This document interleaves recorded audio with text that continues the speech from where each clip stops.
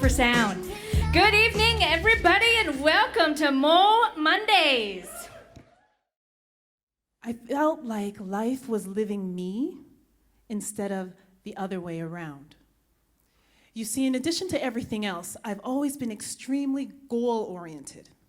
So much so that I was always thinking about just getting over there. As soon as I got over there, everything would be good. But I was so focused on getting over there that I forgot about what was going on right here and right now. One thing I remember about my mom throughout her lifetime was that she never, ever once complained. Everything had a silver lining. Didn't matter what happened to her, didn't matter what happened to her family. There was always a silver lining in there. And it wasn't until recently that I realized what my silver lining is. I'm a 6'1", 230-pound barometer. And you know what? I'm better at predicting the weather than the meteorologist. Sorry if there's any meteorologists out there, but I'm better at it than they are. They were desert people, Saharaoans. I went to their house.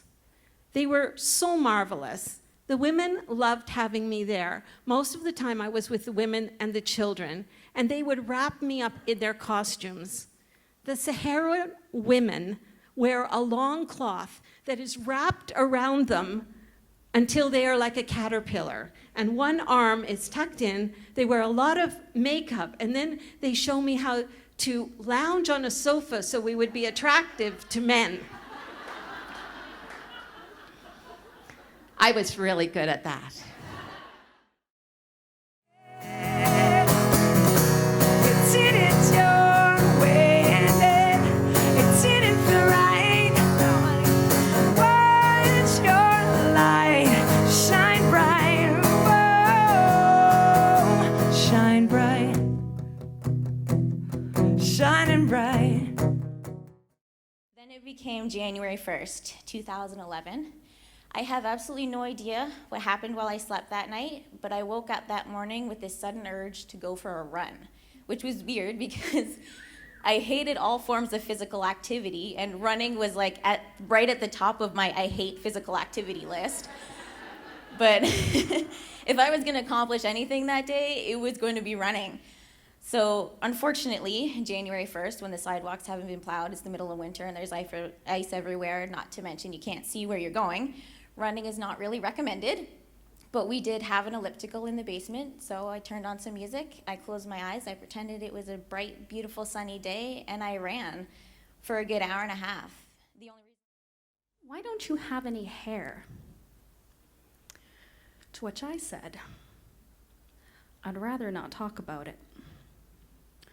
And those words felt terrible as they came out of my mouth. And I realized then that I was tired. I was tired of the hold that trichotillomania had over my life, and I was tired of feeling ashamed. So after that trip was over, at my next appointment with my psychiatrist back in London, I came out to him as a hair puller. And then finally, I asked for help. But when I got to January of 2015, I got to a point where I really started needing to do a little bit of reflection.